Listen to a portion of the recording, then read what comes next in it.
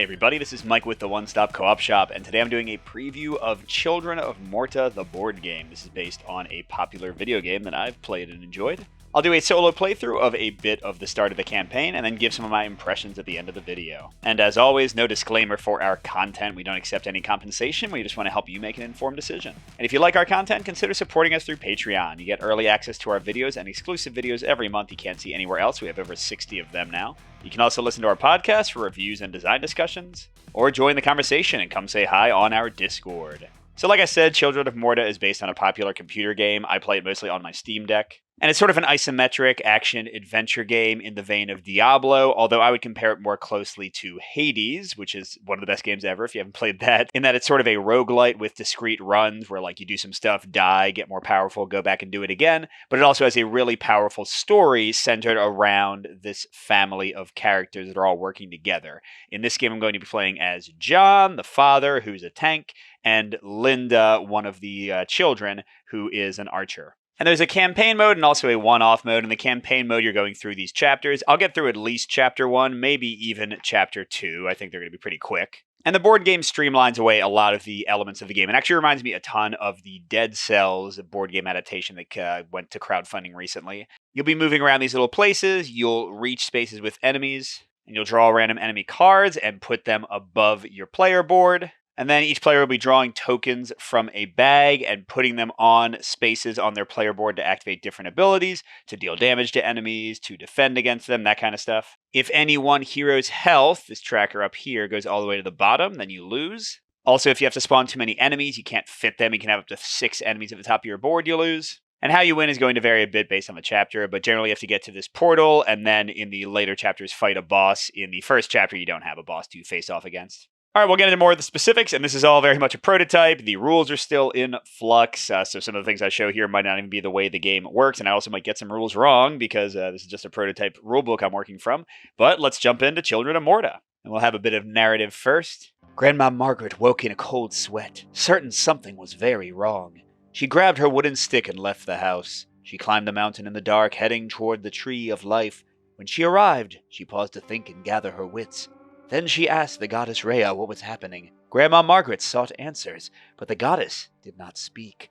All the old seer heard was the faint whisper of something dark and hungry. Grandma Margaret turned and began to climb down the mountain. A single thought played over and over in her mind. Has the horror begun again? Grandma Margaret called the entire Bergen family into the house. John, Margaret's eldest son, Kevin and Linda, John's eldest son and daughter, their younger sister Lucy, and Mary, John's wife, who was expecting the couple's 4th child.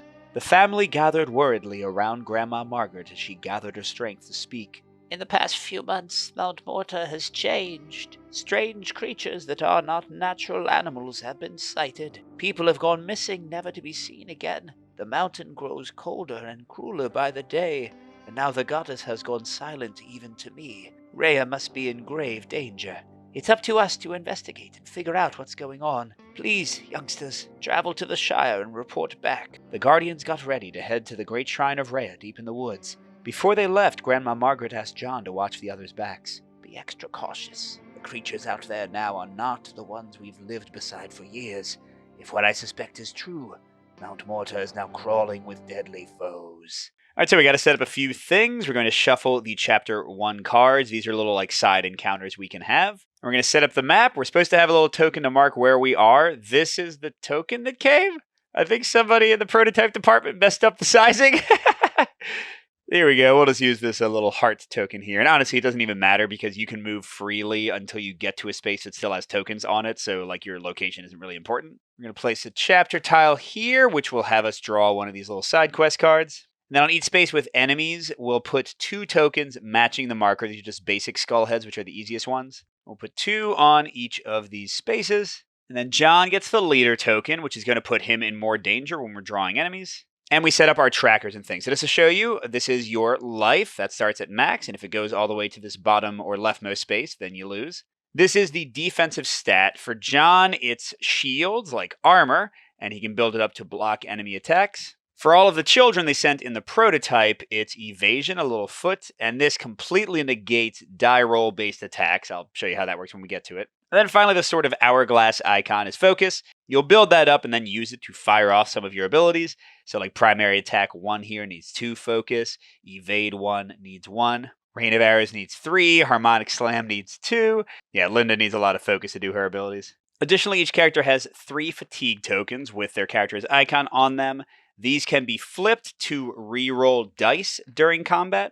But then additionally, they can be used as wilds to go onto any of these little activation spaces, which normally require a specific color of token. We'll be drawing tokens from the bag. In either case, you generally can't use them again for the rest of the run you're on, one run being like 1 attempt at a chapter. But additionally, when you use them as a wild, they go into the bag first and become basically a dead token when you draw them, then go to the discard area and can't be used again for the rest of the run. And the one other thing we have to do for setup is each character starts with 1 focus at the start of Chapter 1, and we're ready to go. So Chapter 1 is fairly linear, as you can see, and we have to follow along the path and get to a space with tokens. We're going to go here, and how it works is you flip over the tokens, and they each have numbers and icons. The numbers are used to determine who's going to get which enemies. How it works is the player who has the leader token, in this case John the Dad, gets the higher value, generally worse token, and every other player gets whatever is on the other token. So here, Linda will get a single basic monster. There's icons for more advanced monsters as well. John will get 2 basic monsters, but a gold for his trouble, and you get gold and all these like kind of bonuses shown immediately, so he just gets it right away. Gold is used at the end of runs to upgrade the bag, put better tokens in the draw bag. And also by defeating monsters, heroes will get experience, which is personal to them, and that'll let them upgrade permanently the cards, the abilities on their boards. So this is very much leaning into the rogue lite structure where you're going to keep on playing, and even if I lose Chapter 1 this time, I'll get to level up some, keep all my progress, and I can try again and be stronger next time. So, could be a little bit of grinding there, we'll see. But yeah, so John's going to get 2 enemies, Linda's going to get 1. And again, if I was playing 3 or 4 player, each of the other players would get 1. They would all be affected by this lower value token. So I'm going to take the top 3 enemies. Let's go to John first. And as I mentioned earlier, each character has 6 slots above them.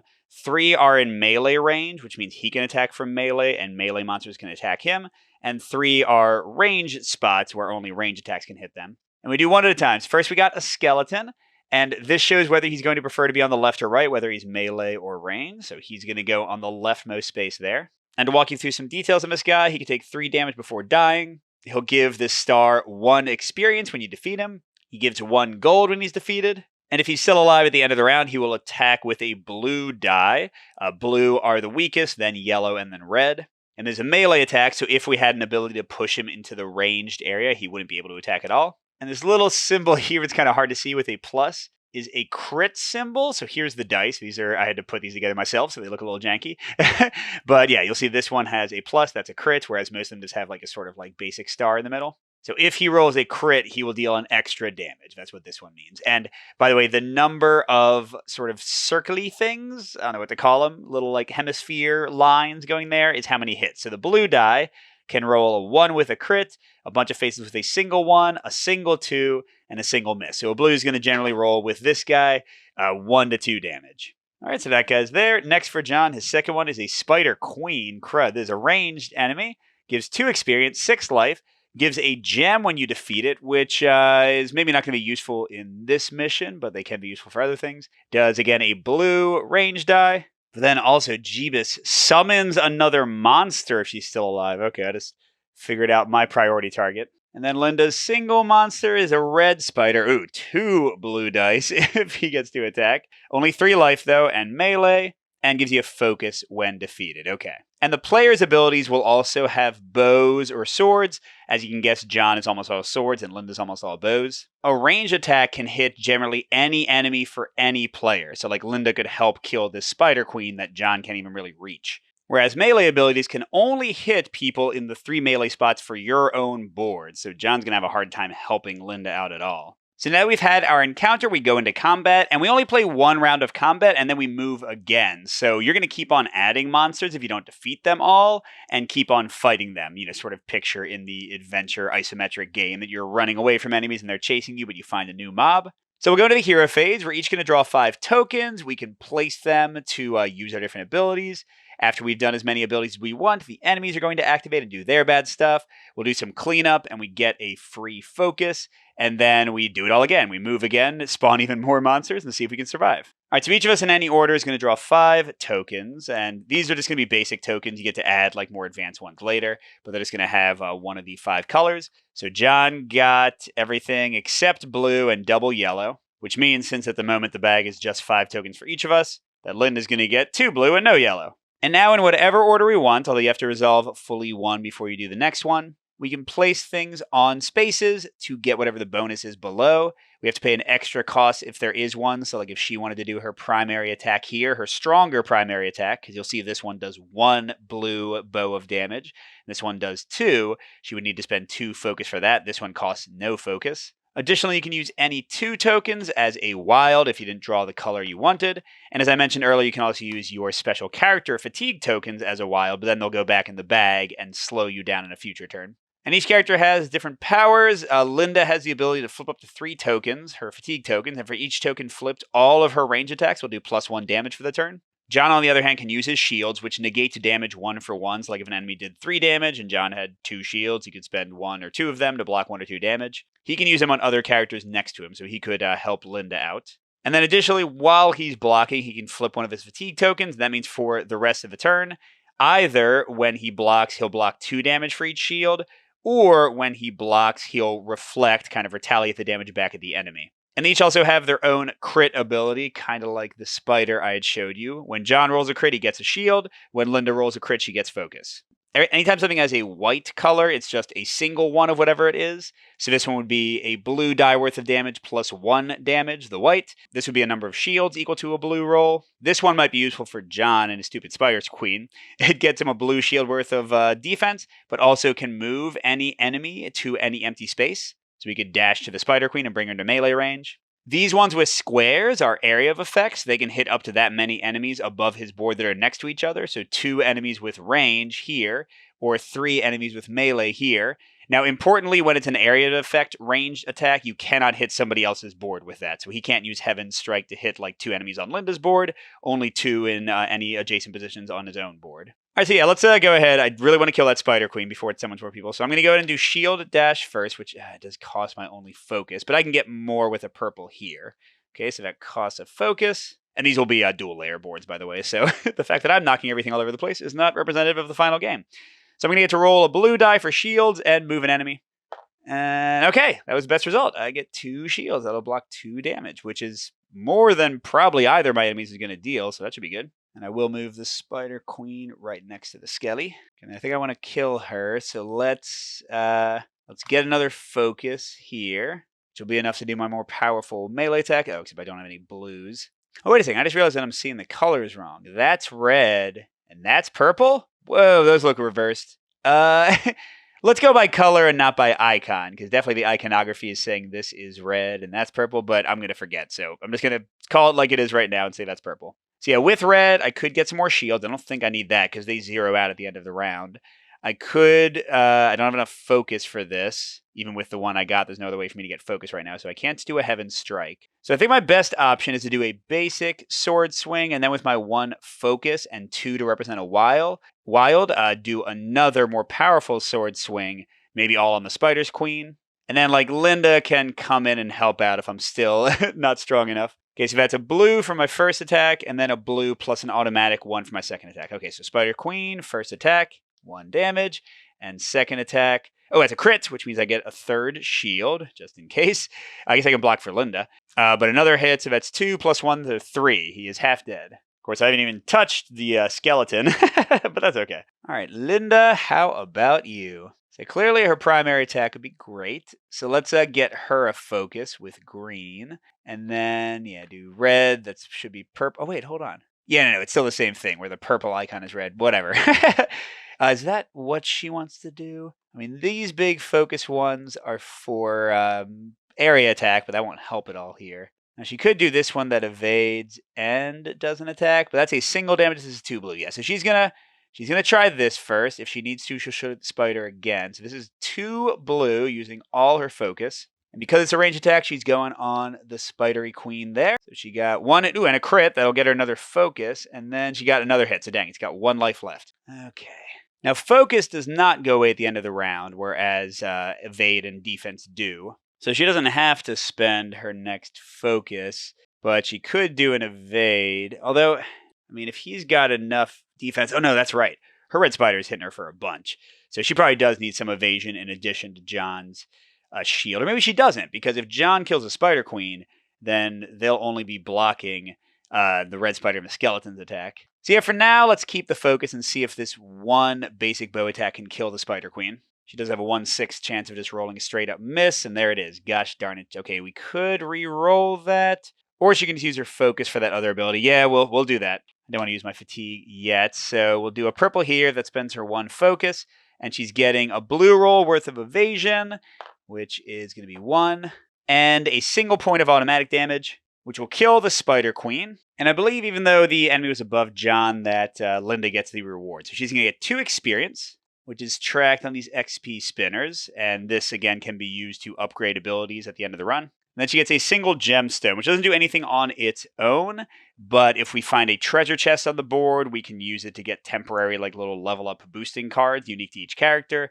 and that also can be spent at like merchants and for some other abilities. For now, she'll just hang on to it. But yes, the Spider Queen defeated. Yay! And nobody else is gonna die. Boo! And now she's still got a blue. Oh, she can't use that for anything, can she? Yeah, because this one needs focus she doesn't have. Okay, well, she'll just waste that one. All right, so now we get to enemy activation. So the skeleton is going to attack for a single melee roll of blue. And it did not get a crit, so that's a single damage. John will just block it, and he's still got 2 shields left to use on Linda. I'm not going to use his tokens yet. Let's wait until like he has a ton of shields and there's a bunch of people attacking him. Okay, Linda's red spider is rolling 2 dice and getting 3 hits. Now, evasion works a little bit differently than shields and is in many ways better. Evasion can cancel the results of dice based on the die color. 1 evasion can cancel a blue die, 2 a yellow, and 3 a red, the worst ones. So here she canceled this double all by herself, and then John has more than enough shields to cancel the other hit for her. So she took no damage. The damage is very bad, because look, I mean, she can only take 3 hits, and then we lose the run, so you don't want to get hurt too much. And here we still have an enemy on each of us. That was not great. All right, so now we go into cleanup. So all the skill tokens we draw go back into the bag, including any fatigue we used for wilds. Any remaining defense gets zeroed out, and then we each gain 1 focus. So we'll both be at 1. Oh, and also, all enemies slide to the leftmost available spaces, but here we just have 2 melee enemies, so they're already there. And now Linda will be the leader, so as we move again, because again, we have to just keep on moving, she's going to get even more enemies on her. All right, so where do we want to go? Let's go to this one, then we could go to the quest and finish. I don't want to go to the optional one unless things get a little bit better. So we'll go here. And oh my gosh. Now this one was an era, so I crossed out the 3rd guy. So it's going to be 2 enemies, but a healing potion. This can be discarded at any time to heal 1 damage. And 2, oh my god, they're all getting 2 enemies in a healing potion. That was nightmarish. All right, so Linda first. She's got a green spider with 4 life, and it can stun you. Stun tokens are going to make you draw fewer tokens from the bag on your next turn, and then they go away. And she got a bat. Ooh, yay! Someone's super easy to kill. I like that. Now their area of effect attacks will be really good. Ooh, John got another bat. And a Masher Goblin. Oh my god, look at all that attack. Oh, it's not good. Okay, everything's fine here. We'll be great. All right, then we do it all over again. So here we go. So you got all the red this time. And John, I guess, is going to get, yep, all the yellow. Now, again, as we use fatigue for wild, it's going to go in the bag. You also get these tokens called corruption that are just like straight up dead tokens that go in the bag. And then as you level up, you get more powerful versions of these colors that give you an additional bonus. Here, you can see them over here. This is what you buy at the end of a run with your gold. They can give you rage, which can let you boost your attack. They can give you focus. They can give you bonuses on whatever attacks you make in a turn. So those are all good to buy. But for now, we ain't got any of that. You know what? Let me zoom out a little bit so you can see like the characters and their enemies. All right. So Linda can do an area of effect melee attack. Now, by the way, these need not only a bunch of focus, but because the costs are in between, there's only like 1 effect box. She needs to place both tokens here. So 2 tokens and 2 focus to deal, in this case, just a single roll of melee attack to both the bat and the red spider. Man, I wish John could get to 3 focus, then he could hit all 3 of these dudes, although only for a single blue, without some rage to boost yourself. That's not that great. Rage gets built up over here, and you can spend it whenever you do an attack. This is a shared resource. 1 to add a blue die, 2 to add a yellow, 3 to add a red if you want to do some extra damage. All right, let's focus on Linda first, because literally none of John's attacks can even help her. So what she got? She could do Harmonic Slam with the red and the blue. She builds up another focus first with her green. That would leave her with a red and a purple. If she gets lucky and rolls a crit, she would have the focus to do another attack and a dodge with the purple. The red's not going to do anything, or she can like wild it up with a double to maybe evade some or do another range attack. I mean, that's the question, really. Does she want to spend 2 focus on Harmonic Slam without anything to boost that 1 die? I don't think so. I think this might be better. Okay, so let's get the focus with the focus action. Oh, and she can get a rage. I didn't even notice that. They both have a rage thing, but she doesn't have any yellow. But she could, like, boost this to be a 2 blue attack with 1 rage. That'd be pretty good. Or John could get the rage for her. Then he will have less to do. Well, he doesn't need to move any enemies this turn, so I think he would just probably... Oh, I don't have any reds. We're calling that red. I don't have any reds for that one. Okay, let's do it anyway. She's going to get a rage, and then she is going to do Harmonic Slam. Boom, boom. Use all her focus. And she's doing 1 blue die to these guys, but she's going to spend the 1 rage that John got to do 2 blue dice instead. Harmonic Slam! Okay, that was 2. Should she re-roll that and then kill off the red spider all at once? Yeah, you know what? I think she will. So she'll go ahead and re-roll the second die, and that'll do it. Okay, so that's 3 damage. Heck yeah. So boom, boom, boom, boom, and she gets another focus and a gold. And the gold, the token upgrades, that is also like a shared pooled resource. It's not like you're upgrading a different bag. You all share the same upgrade bag. All right, so that was pretty awesome. That was great. So all she's got now is, I guess he does do a yellow. So she would need 2 evasion to cancel that if he rolls his damage really well. But she... Oh, she does have the focus for that now, and she could start plinking at that guy or shoot one of John's guys. Yeah, I like that. And then what to do with the red? She can't do that. She won't be able to do anything with it. I don't want her to waste it. Well, let's go to John for a second. She's got 1 damage she can do to her own spider or John's people if she wants. Okay, John has no way to get to Shield Slam, unfortunately. He already focused. I guess he might just want to block a lot. Although, man, he doesn't have any red for this, because we are still calling that red, even though, yes, clearly that's the same icon. He doesn't have any green for that. Oh, God, does he have no way to get shields without wilds? That's not ideal. Okay, but he does have a decent, he can do a pretty good attack here, right? So let's try that. We'll do a blue and a single extra damage. So on average, that's going to do 2. So let's attack the bat. Ooh, that'll get us a rage for later. I like that. Boom, and he did not get a crit for an armor. Darn it, but he did kill the bat, which gets us 1 rage for the team. All right, all right. Oh, wait, that definitely costs his 1 focus. Okay, and... So maybe I get another focus and then get as much armor as he can. Yeah, let's try that. Okay, so 1 focus and 1 roll of armor. Come on, give me a crit or something. Nope, just 1. Okay, so I'll stop 1 damage against him. Now that Master Goblin's going to do kind of an insane amount of damage. Ooh, I got an idea. Okay. This is a little expensive. I should have...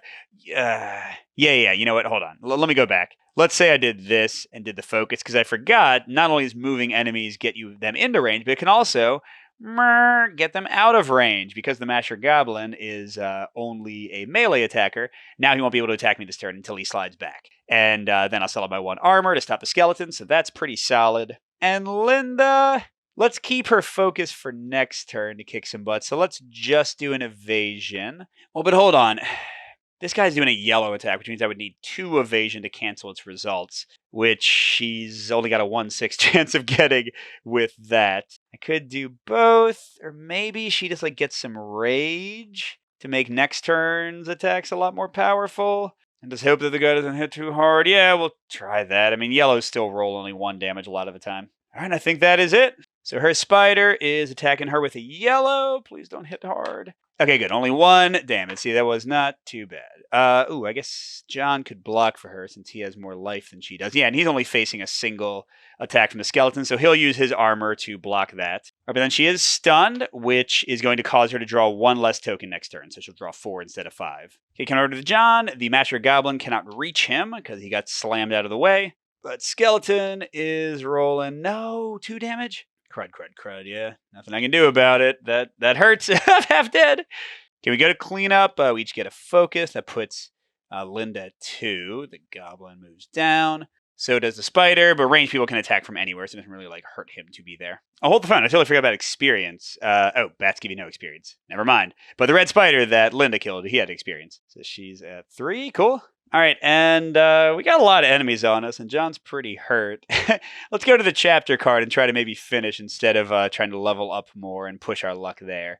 So when we do this, we should take one of the Chapter 1 cards. There's only 2 of them. We have a little encounter. Balago Cove. The Guardians had not found beasts feeding, but monsters corrupting everything they touched. The beast's victims became twisted and distorted, creating even more hungry husks to wander the mountain. Escape was not an option. The Bergsons found themselves in front of a horde of vicious enemies. Oh, God help me. Each hero draws 3 basic enemies. If survived after the enemy phase, remove any remaining enemies from the game and continue to the next spot.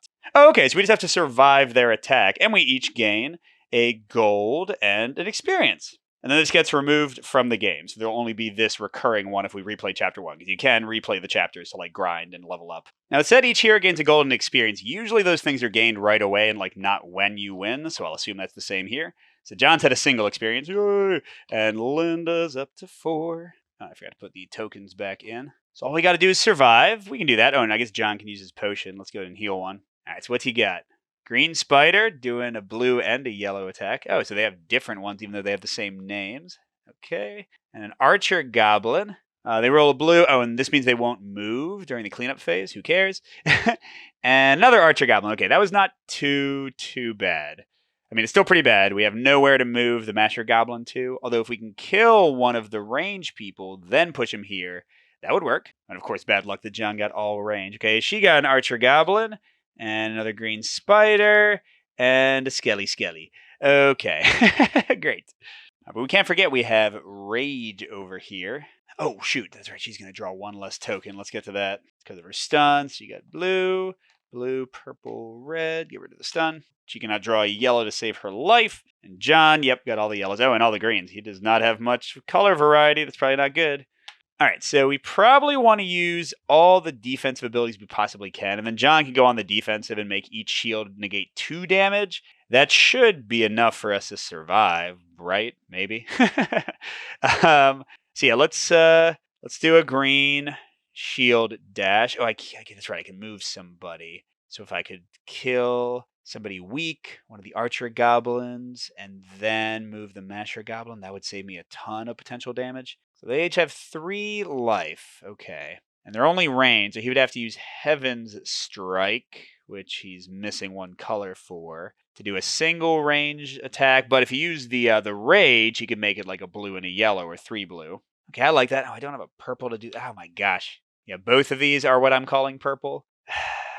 I mean, I guess you could do that to get a focus. And then, I want to save the green to block. And the red, of course, is another thing that blocks. Oh, I don't even have the focus for that if I do this, do I? Gosh darn it. So maybe I forget about killing the Masher Goblin and just go on the defensive and try to, still get as much defense as I possibly can. Or hold on, can Linda kill one of the Archer Goblins?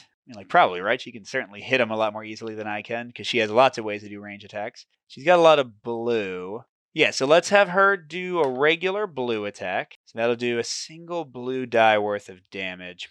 So let's have, well, she also has a harmonic slam. She could boost the heck out of that. Well, let's do this. Let's have John focus for a rage. And then Linda wants to do 3 damage. So let's have her do her harmonic slam first. Okay, so that's those 2. And then she can use your other blue for that. And the purple, she won't have enough focus unless she rolls well, but she can evade. Okay, so that's going to cost all her regular focus there. She's hitting her skeleton and her green spider for a single damage. Let's make it 3 blue dice. I think that's better than a single yellow die for 2. Let's see, yellow, 1. Yeah, yellow only has 2 faces that roll a double. Oh, never mind. I just checked the rules. This makes sense. You can only add up to 1 die of each color. Okay, so I will add the single yellow. So she's rolling a blue and a yellow against both of these enemies. Come on, and she can reroll. Oh, that's right. She can boost. Oh, no, only her ranged attacks with these. So This she can't boost, but she can reroll if she needs to. Yeah, let's reroll that yellow. Okay, there we go. What is that? So that's 3. Okay, so she'll kill the skeleton. She won't kill the green spider. I guess there's probably no way he'll die. Oh, she gets another rage. That's good. And 1 more experience. She's at 5. Oh, it's a symbol there. Am I supposed to get one of those cards when I get this 5 experience, maybe? So these are these temporary talents that you can unlock. I think I'm getting one now. And they're specific to the character. This one is Lento to Grave. Is that what it's supposed to say? Lento? Deal +1 damage to adjacent enemies. What does that mean? Deal +1 damage to adjacent enemies. On adjacent characters? Or enemy? What? I don't know. Okay, you know what? Let's draw a different one because I don't know what that means. Again, early version of the game. Absolute focus. Gain 1 focus for each token used for the ability. I mean, like, every time she uses an ability, she gains a focus? I don't know what these mean. Vortex shot. The primary attack moves the target anywhere on the table. That's pretty cool. Okay. Ooh, actually, anywhere on the table. Okay, yeah, okay. Well, I know what that one means, and that one's great. Because now, change of plans entirely. I don't need to kill John's Archer Goblin to make room for the Masher Goblin. I can just kill, or not kill, move the Masher Goblin. So, okay, she did that. She killed the skeleton. That was that. She didn't get any more focus, so now she's going to do her primary shot, single blue damage, on the Masher Goblin. And, oh, she did 2 damage. That's great. I didn't necessarily want to do that. But yes, now he moves over to her final range slot, so he won't attack at all. Yay! And then she does have a dodge that she doesn't have focus for. Gosh, darn it. I guess she can use her last token to get a focus, and then do the dodge and a single point of damage. See how the dodge goes first. Okay, she got a single evade. Might not be enough to keep her alive. And then she can do 1 damage. Let's do 1 damage to John's skeleton. Because then if he can do 2 more, that'll help a little bit. Yeah, we got a whole bunch of rage, and I don't think it carries over from run to run, so we might as well use it. But first, John wants to block, and block again. The movement won't matter. That'll use his 1 focus. So that's 2 blue worth of shielding. Nice. He got, and a crit. So that's 1, 2, 3, 4 shields. And he's going to double it with his defensive, I think. Okay, and then he can do a primary attack with a blue. And he'll go and spend all the rage to get a yellow. And he's attacking the skeleton. And yes, that's definitely more than enough. That was 3. So he didn't need Linda's help. Hey, he finally gets another experience. He's at 2, which I do not think is enough to upgrade anything. But he gets another gold for us. Cool. And yeah, is there anything else that he wants to do or Linda wants to do? I guess she could get another... Oh, no, she doesn't have any tokens left. I was going to say she could get another evasion, but no, she can't. And yeah, he can't do anything with his yellow by itself. He doesn't really need anything else, does he? So let's keep these, because actually they said that tokens that you use for wilds that go into the bag will stay in the bag for the next run. So you'll actually start with fewer fatigue, and the bag will be kind of like more negative. Whereas tokens like Linda's that are just sitting face down here from rerolls or from having been drawn from the bag, if you draw them from the bag, they go there. Then they don't muddy things up. Okay, so this should be fine. He just won't use that last one. And let's see how the attacking goes. So Archer Goblin, blue, and then blue, and then blue, yellow. Okay, so the blue... 1 damage and a crit, but they don't have a crit ability. So, I mean, I guess he'll take it until he's about to die, and then he'll start using his shields, right? Okay, other Archer Goblin, another 1. Okay, then Green Spider. Here's where I think he'll have to shield himself some. So that's 2. That wasn't too bad. Now, how much danger is Linda in? She's only taken 3 dice of damage, and she's got an evade. So... Oh, never mind. I was going to think about, like, not flipping his thing, but it'll come back anyway if this is the end of the mission. So he'll just spend 2 armor to block for himself. Or no, sorry, 1 armor, because it's doubled. And he's got 3 more armor that'll still be doubled, and she's got 1 evade. I can't imagine she'll die here. So the Master Goblin doesn't attack at all. The Green Spider hits for 3. So she'll... Well, John will spend 1 armor, and she'll use her 1 evade to cancel the blue, so she takes none. And then finally, this last Archer Goblin... Oh, misses. John didn't even need to use his last 2 armor. Anyway, they said that we advance to the next space, so we'll be finished. This will go in the bag. So, again, she will have less fatigue to play with next time around. But everything else is hunky-dory. And let's see what the end of the run has for us. We read the next page. The Guardians described the horror they had seen. Creatures dripping with decay, an infection that slithered into its victims and turned them into shambling husks trapped between life and death. Grandma Margaret's fears were confirmed. The corruption, a cruel entity spoken of only with hushed voices, had once again risen. An ocean of darkness now flowed from the top of Mount Morta, and it was the Bergsons' duty to stand against this deluge of death. Knowing the great danger to their beloved land, John and his brother Ben started working to keep the family together. We are family. We are fighters, and we are the guardians of Morta. As long as we support each other, no evil can harm us. Together we will stop this demonic corruption and save our home. Alright, so we add a corruption token to the bag. So this is just a wasted draw, and then it goes back in the bag, so that's lovely. We would also, in the next scenario, start having support cards between our characters. And basically how these work is they go between pairs of characters, so this would be between John and Linda. And once per turn, you can put a support token on this. In this case, anytime you kill the other person's enemy. And you build these up, and once a pair of characters have gotten 6 of these, they upgrade to a bond card, which is unique between them. So we'd get some kind of daddy-daughter ongoing bonus bond between them. They don't have that in the prototype, so I don't know what they'll look like, but I'm sure they'll be a cool boost. And then we get to level up before we go to 3 spirits, so let's check out our upgrade options. So to walk through the steps here, all of our tokens return to their starting spots. Anything that was just in the discard pile comes back and is ready. We lose any talent cards we gained. Those are only temporary for a run. We also sadly lose any potions and also gemstones. We didn't get a chance to spend that one. Okay, and then we get to pool our money together and upgrade tokens. Let's go check what we want to do there. All right, so we've got 5. For 3, we can get a token that gives us a focus or a rage. For 4 or 5, we can get a free yellow or blue with an action. Although I guess that's kind of similar to the rage in a way. And then for 7, we can get a bonus red die to the action performed. And additionally, if you spend 1 extra coin whenever you buy one of these, you get to remove a basic token of the same color. So you're kind of increasing the incidence of drawing the best tokens. Although I guess you're also keeping the bag small for corruption to bother you more. All right, I think more focus would be good. And I was using greens a lot for both of them. So let's say we buy a green with focus, and let's spend the extra to get rid of a regular green. And I think we get to keep extra gold for later, so we'll say we do. And then additionally, we've got experience to spend, and this is, again, unique per character. It can actually cover up these spaces permanently. And the cost is up here. So Linda's got 5. So let's see, she can make her primary attack do, a yellow and a blue for the better one, although it still costs 2 focus. Or for 3 experience, she could make her focus give her, her green would give her a ton of focus. An automatic 1 plus, not that, plus another die roll worth. That's pretty dang good to be able to use like her more focus-heavy abilities more often. She could also upgrade Evade or Rain of Arrows. So Evade would just make it a yellow instead of a blue. So she'd get a little bit more evasion on average. And then Rain of Arrows, that cost too much focus. She never got a chance to use it. See, I think she's going to do her focus action and save 2 experience for later. And then John only has 2 experience. And yeah, he needs at least 1 more. He could get next time Focus 2, which will let him get an extra rage every time he does that. Or Shield Dash would make it a yellow.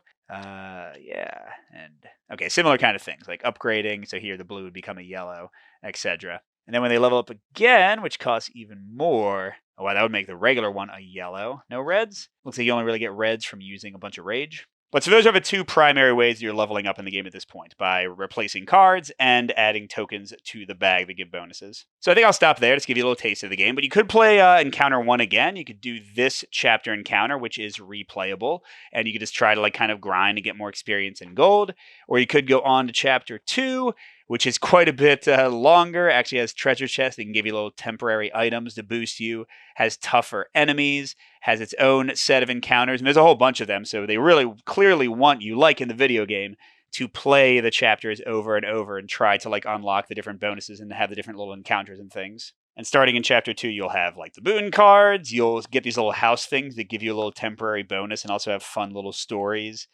Based on each of the characters. All this stuff is straight from the video game, so it's cool how they implemented it. And you can also get into boss fights. There's one at the end of Chapter 2. And the boss has its own life based on player count, and then it's drawing 1 card a turn, and only the leader can deal it melee damage, but everybody else can use range attacks on it, and it tells you what it's going to do. So you have a little variety in how the boss plays out. It seems like a pretty cool system. Although right now they have ongoing armor that's almost impossible to pierce because it applies to every attack. But I think some testers said this might be getting lowered, or maybe the armor gets worn down by attacks. I don't know yet. And to show you a bit more, there's 2 more characters in the prototype they sent, but based on the stuff they've sent and also based on the video game, I think there will be at least 2 more, so like 6 family members total you can play with. All right, so that's Children of Morta. What do I think about it? Well, it is very interesting, because as I said in the beginning, this is very similar to what the team did with the Dead Cells board game. It is another sort of action roguelite game, Children of Morta and Dead Cells, both really popular computer games that I really love. And both of them chose, and I think this is the right call when you're trying to adapt a sort of action game like with roguelite elements like this. Both of them chose to make it a super streamlined version. Like there's no actual platforming or like, moving around. You're just kind of dealing with enemy encounters and trying to survive with a really quick combat system. But anyway, let's not compare to Dead Cells. That is doing its sort of own thing for the design. There are some similarities there. But what do I think of actually Children of Morta? Well, first of all, I think it's very interesting. And I'm not saying that in a good or a bad way. I think it's going to depend on how they pull it off and how your kind of individual tastes go. I think it's very interesting that it clearly wants you to grind and repeat, right? You're going to be playing these chapters multiple times. They can be very tough. Chapter 2, you might not beat, or you might get to the boss and lose. You'll have to play it again and slowly leveling up. And whether that's fun or not is going to depend a lot on your taste. Clearly, in the video game sense, roguelites are a very normal thing, and like you're expected to do run after run after run. I'm not sure if board gamers have those same feelings and like doing that same thing. But again, the Dead Cells implementation and this one are kind of wondering whether you do. I think the game plays quickly enough. That's the key thing. I think it plays fast. Combat is fast. That I don't think repeating a chapter a few times to get more powerful is too tough. And it seems like, at least from the bit that I've played, that you tend to get upgrades at a decent clip. So it's not like you got to play, grind 50 times to make your character able to beat like a single chapter. It seems like you'll be leveling up pretty consistently, getting stronger and stronger. So it is streamlined, but how about these actual like turn-to-turn choices? Well, besides confusion on icons and colors and all that kind of stuff, I think this is pretty cool. I think it's a fun little system. You saw that you can help each other out a lot. Now, clearly, John doesn't have many range attacks to help out Linda in the game you just saw, but he has his shield thing, and then a lot of the other characters do have more range attacks, and then as you get like the bond card and things, I think it's going to be even more interesting. So it seems like the co-op should be good. Everything's simultaneous, so the game isn't going to take very long, and again, that needs to be the case, because if you're going to like grind and replay chapters over and over, you don't want things to take very long.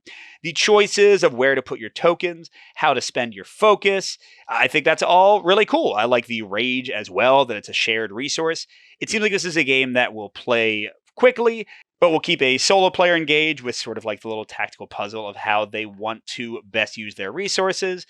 And we'll keep multiplayer talkative and interesting because you are all like doing your stuff at the same time. It's like, hey, can you do one more damage to this guy? Oh man, I need a rage. Can anybody get me a rage? Oh no, I can't defend myself. John, can you shield me? Like, I think that kind of stuff should happen frequently in this game. I think it's going to be a lot of fun.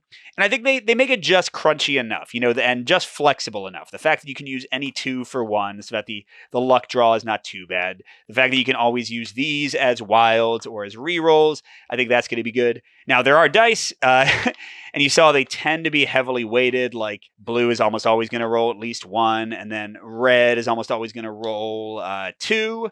Well, yeah, all the 1s are crits, and then everything else is a 2 or a 3, except for the blank face. So the dice are like somewhat predictable, but of course they could be frustrating or exciting depending on your results. For comp games, I compare this to Dice Throne Adventures. I compare it again to the Dead Cells implementation.